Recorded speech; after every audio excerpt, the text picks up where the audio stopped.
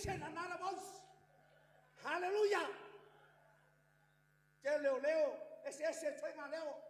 Hoy si leo matang tangi. Hoy si leo chopper pello. Hallelujah.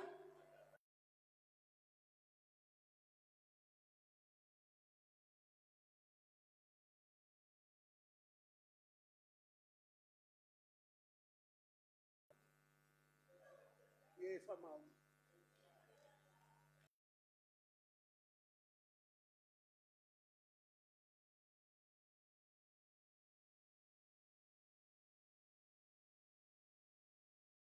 Lang ale le cha cha. Oya lama. Oya lang cha.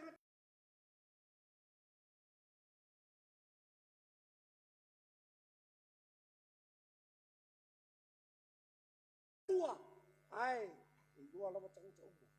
In the mouth of that's why, because you are close your relationship with God. I don't learn for no. And relationship will happen. Ideas, and God give you the pick. Malamalama. Iola I upu I lo le lei. Lo avea o mala leo feta lai mai o le ngaka. Wa tau ai la tau fa lau le tua. Hallelujah.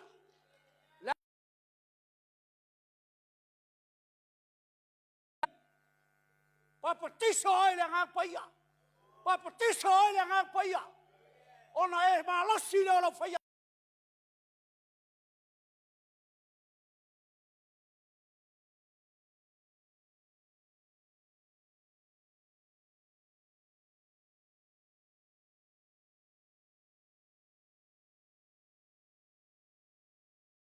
Power lay on fire ngolima. Lay on hands. That spirit in you and I. E bless you let's tanga te whai Paulo. Manong ilanga. E ola ilasia manong iloti. Mafia.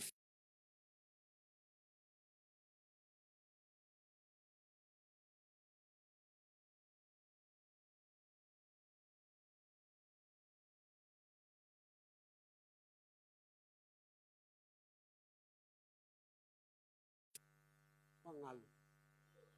Ole ngalo e nofo di sami. Ya vea oe. Ya e loa lei. Oe olo avea mala leo. Ale ngang pa iyo le tu.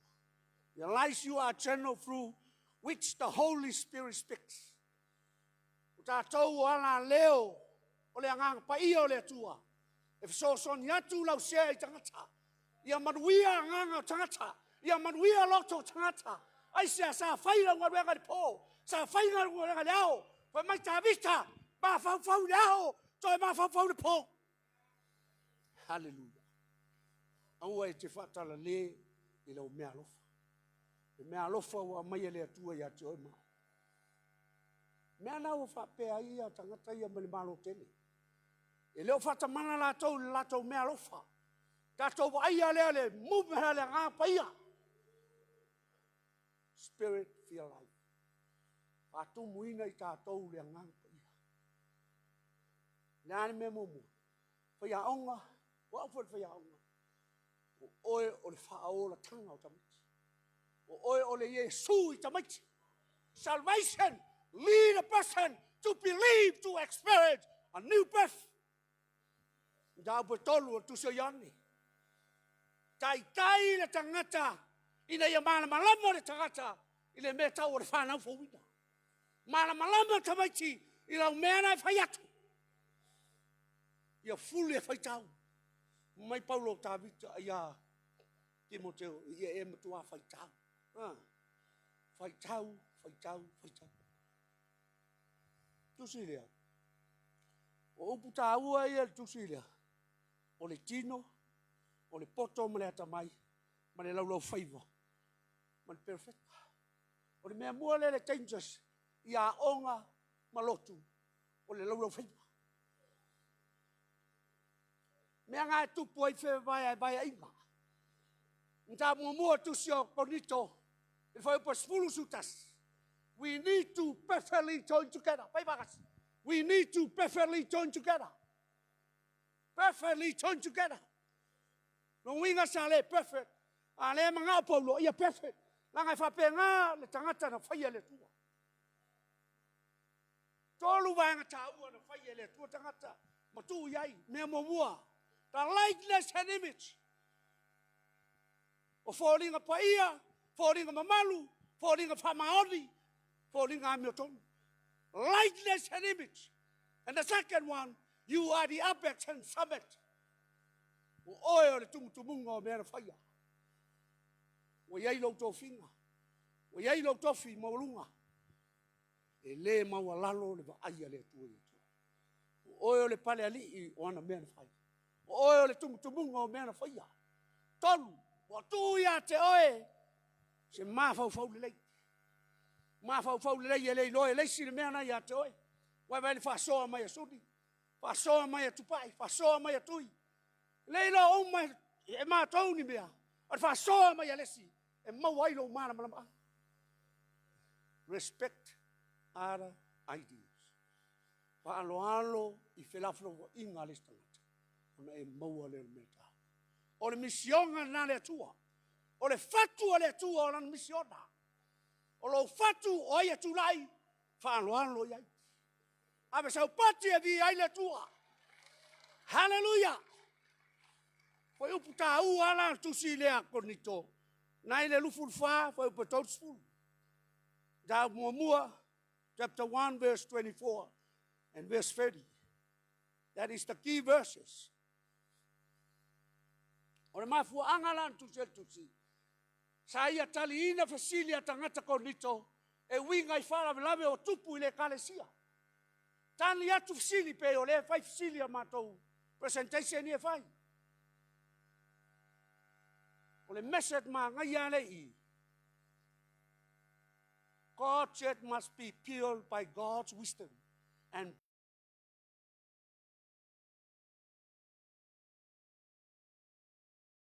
e fawina lea I le ata mai ma le maa losi o le tua. A le o le maa losi o tangata. E fau le poto, e fau le ata mai o le tua.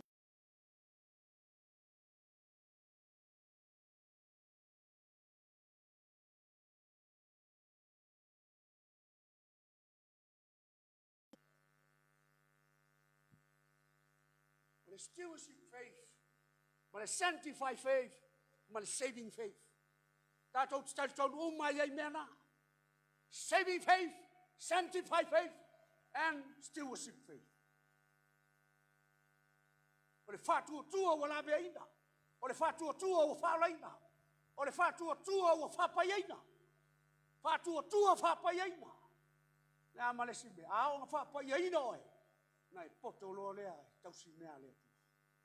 Hallelujah, I te mata ue whai mea lea tu. Aisa, o iai a te oe le mea.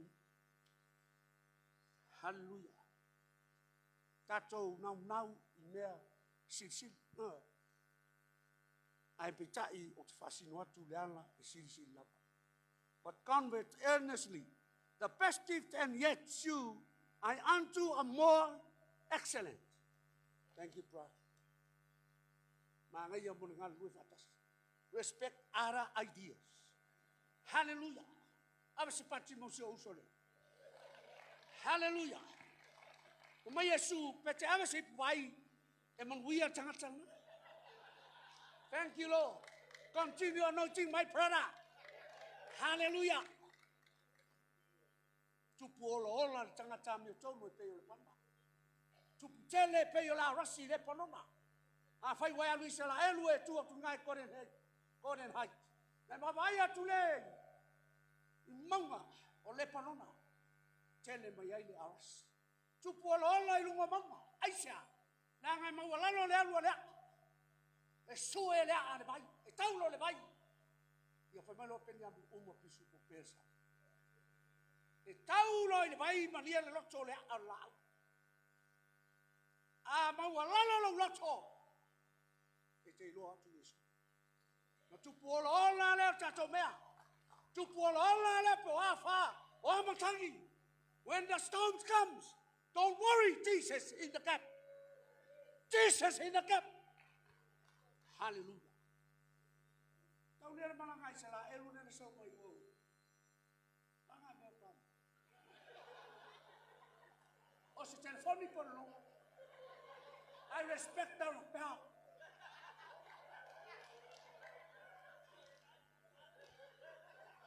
Hallelujah. Ene mato conference nga fai oi. Ene mato conference. Ene conference mato na fai oi. Awai, uaf se pulu. Ta mai le longo. Sorry. O ino lo ele sianga pa. Pa kepa. Kepa kamalo.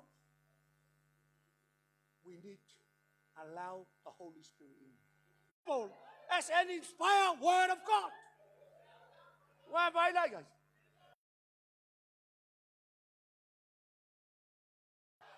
Hallelujah. I will tell fear me ala tu.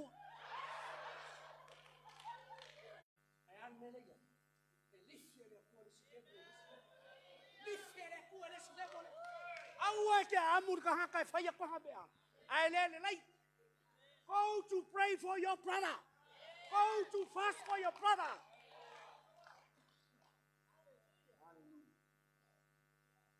Christian service. Kasila mele ka okuloi fayao. Leo mai discuss. Le ana le pule tautua. Christian service, how your service? Le komubu pele ai. Ngau mai ai sala elu ka mai loare. Isura. Ai te wa koluas. No water. Ai mai ka ule mea. Ole vai onga. Imaro. Pero nearly speaking bad language. Speaking English. Speaking English. Lengu. Yang ala ele o kai ele i lengu o ko ka ko. Nga kau mai ai mara ile me onga. Le yang alor ka kala. When you have a problem, don't complain. Go straight to God. Go straight to another person. Because if you fear no problem, if you fear no problems. But my Moses cried out to the Lord for help. For my Moses, watangi, or open I cry. Can you make you crying? Crying.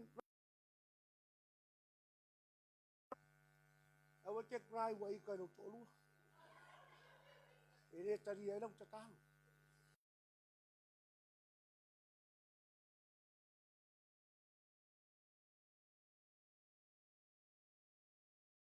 Tu leo Mose le tua.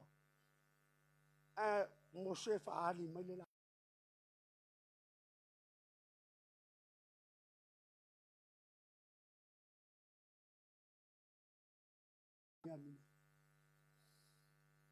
O onga mea sa e tau mai.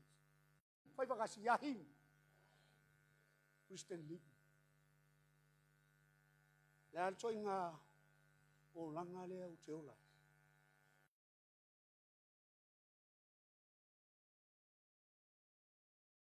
Oi, sa mai efforts. Fa matua lo kefsi. Christian matua. Leipu, por fa ma fa nga. Fai mai mata yo.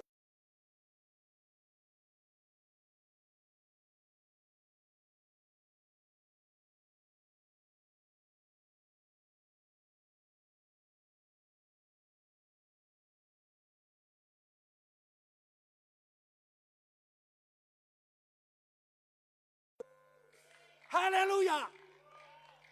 Pale melo tolu. Sa unia ele tua le.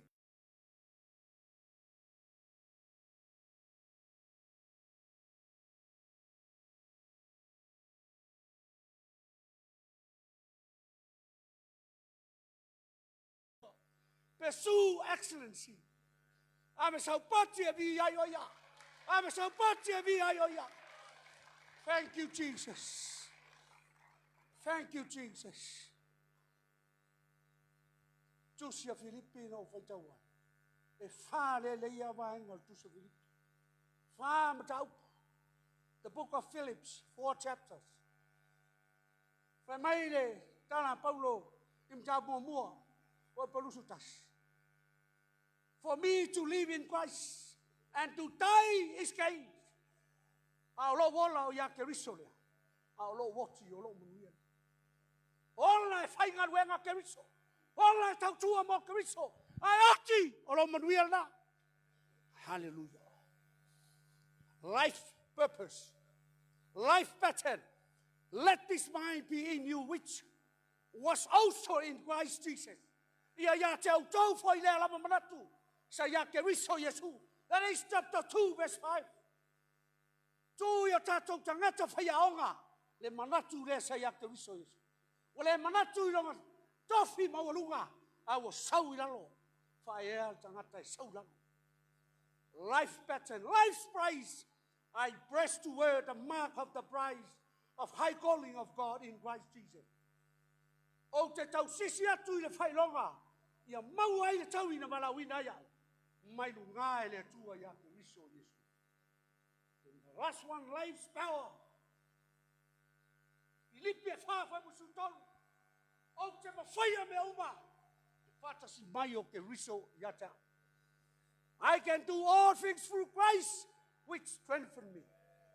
O te mawhaia me uma. O te mawhaia me uma. Sāra whaiupu. I le fata si mai o keriso yata. E te mawhaia. E te mawhaia. O te mawhaia. Ai mawhaia. Aber vi inga letu. Ai mawhaia. Matatu mawhaia. Tui nātu ya te ia minga. Hallelujah. Saunia ia le ipu o le ola tanga. Saunia ia le ipu o le whamawhanawharanga. Saunia ia le ipu. E tau masusu o le ipu o le whiwhia. Aona tau masusu o le ipu. E ke enjoy. E ke enjoy. A le tau masusua. E te whanono. A taitama. O umaro taimi. E whamanuia le ofisa. Maua nei awanoa. Leo ni awanoa maua lalo. Ia mātou tutu mane matao ia te oe. Lea ngai te whapotoina I mātou. E te whamaai mātou. E te whauina I mātou. Whaftai tēne tamailo whangaina. Ho iatu ia te olo winga. Manuia si o mātou ta māmalitina taitai. Manuia nei o mātou malo. Mai le malo tele o Amerika. Ia I presidente ma fomai. E mai se o whaiaonga. Ma le lo o mātou. Māwhtanga I nei tai au. Ave sau pate e vi ai oia. Glory, glory, glory. Thank you, Jesus. Amen. Amen.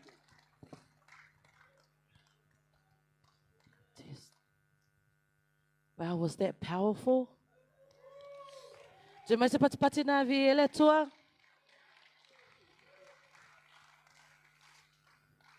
Amen. Thank you, Holy Spirit. Now that we are spiritually full, it's time for us to get physically full. It's time for our break. Now, lela tale tato break. Ia se ituina atu ia Pastor Timo whamolmole se mawhaiana e sau e talo whapaia le tato mea ai.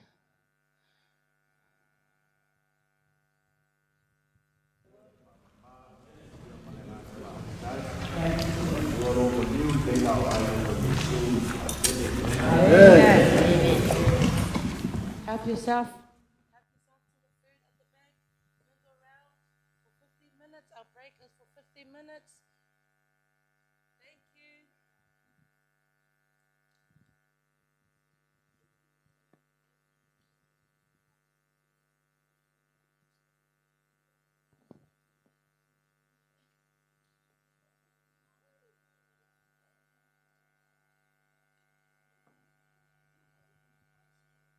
Yep, so as soon as our break